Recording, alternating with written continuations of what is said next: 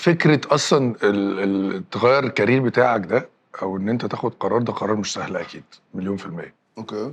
بس انا دايما بنصح بيه الناس اللي دايما يقول لك ايه، انا اصلا انا خريج هندسه وبحب اعمل كذا بس مش هينفع بقى عشان انا هندسه.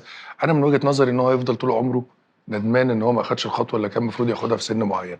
السن ده هو اصلا التيرنينج بوينت اللي هتحصل لك في حياتك. بالظبط. وانا شايف دايما طول الوقت ان انت تعمل اللي انت بتحبه، مش معنى ان انت جربت حاجه لازم هكمل فيها. ما عجبتنيش، ما صح. انبسطتش، ما حسيتش ان انا اللي هبقى فيها قوي جدا. 5 سنين ولا 6 سنين اكتر، وانا قعدت سنتين زياده كمان في انت قعدت الكليه. سنتين كمان؟ بس خلي بالك انا هقول لك على حاجه.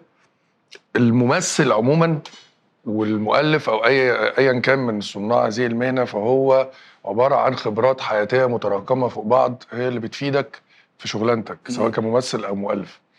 كل الحاجات اللي احنا عدينا بيها من واحنا صغيرين، من اول ما بتبقى عاقل او ان انت ده بتتسجل جواك وبتبقى تراكمات جواك بتطلع عن طريق شغلك اللي انت فيه.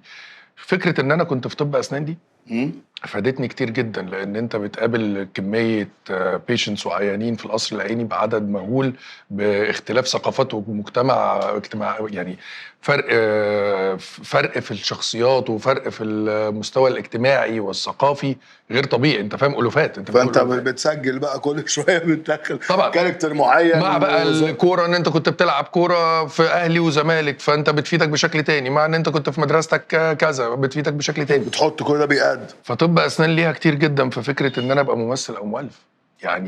يعني اوعى تفتكر ان انت لما بتغير الكارير بتاعك في اي وقت من الاوقات اللي فات ده مش هيفيدك، هيفيدك برضه.